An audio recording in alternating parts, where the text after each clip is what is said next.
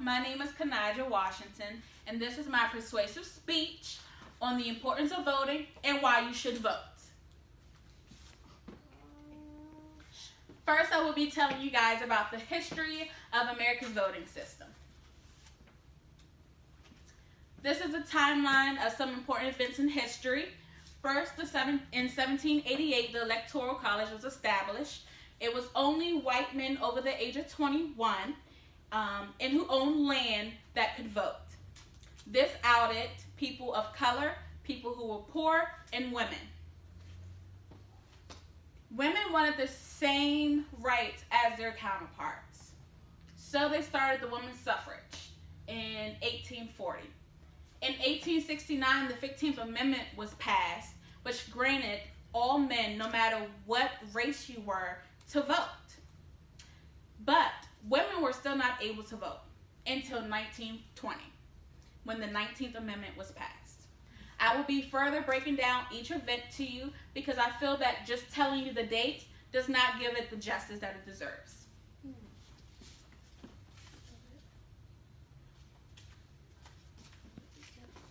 What is the Electoral College? The Electoral College was established in 1788, and it plays a huge part in our government. The Electoral College can be regular people like you and I. It is people who are giving that right by political parties that we vote into office. The Electoral College is based off of numbers by each state. It goes by population. So you have some states like California who has 55, Texas that has 38, and our state, Maryland, has 10. California plays a huge part in for Democrats when they are running for any kind of presidential election, and Texas plays a huge part for Republicans.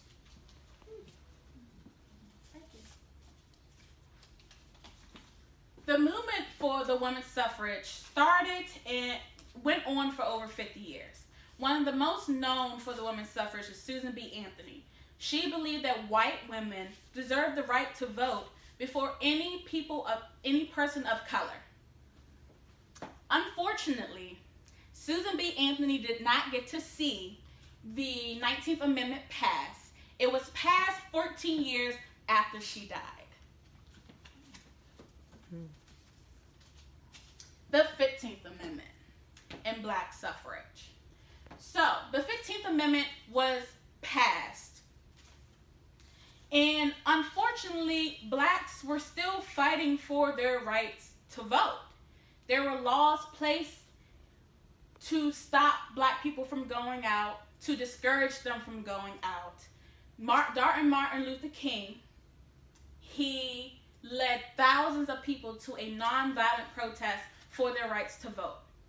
Fortunately for Dr. Martin Luther King, in 1965, the Voting Acts right was passed, with him and other civil activist rights there. Present day knowledge on voting in America.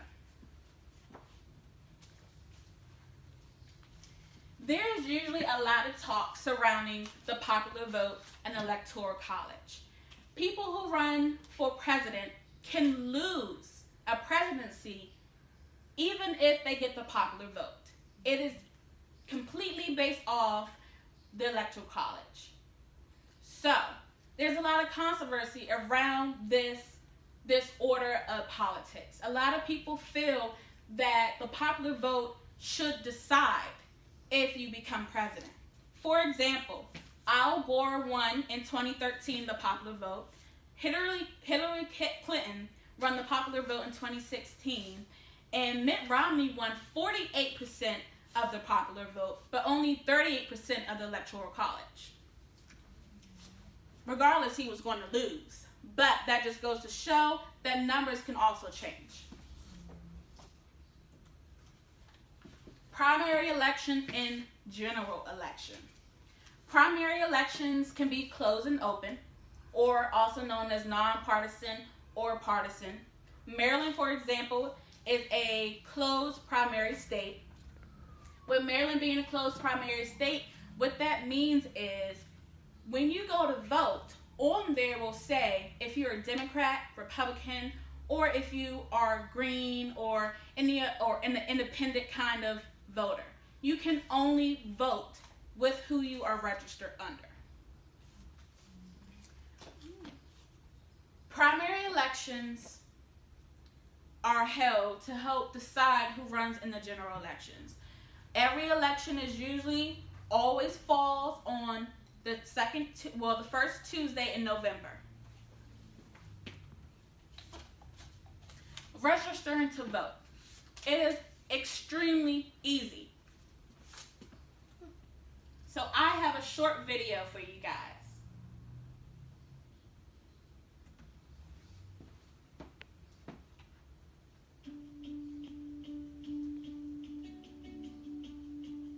Are you ready to vote for the first time? If you're a U.S. citizen, meet your state's requirements, and will be 18 by election day, you can vote.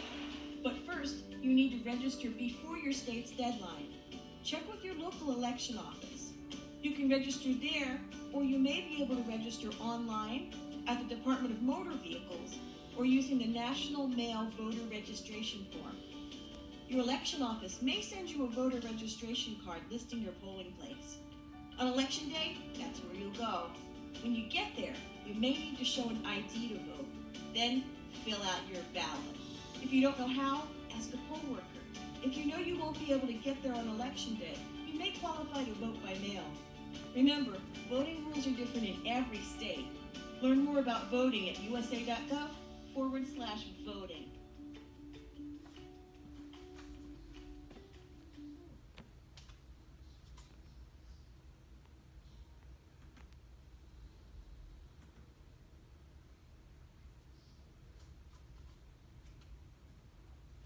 So who do you vote for?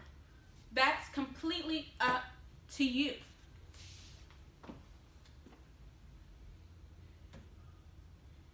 I have listed some websites that you can visit so that you can learn more about the people you are voting for. I feel a lot of times people don't know who to vote for, so they don't go vote. The information is available for you guys to find out who to vote for, who you like, and who you want to see in office. In conclusion, I feel you should vote because people fought for that right. Blacks, women, other people of color, even white men have fought for your right to vote. It is also our civic duty. As Americans, we should want to participate in what we call a democracy. And you cannot complain about what you see going on in the government if you cannot take action and do your part. Any questions? I have a question. Do you really feel that voting makes a difference in the government? I do. We see change when we become the change. And if we do not become the change that we want to see, then we are just letting whatever goes on. We cannot do that. We are a democracy. We have to let people know that the United States of America is a democracy. Hi. So I do vote every elections, and I do partner with you to ask you for help on information on the candidates. The websites that you provided, do you find that helpful when selecting a candidate? Yes, I do. I often actually go to these websites before I give you the information to make sure that the websites that I am giving you are good for you, that they're going to give you the information that you need to feel confident in your vote. Yes. Do you feel that voting in America is currently fair? I do believe that there's currently some cheating going on. Not all votes are being counted. We cannot call ourselves a democracy if we are not counting every single vote.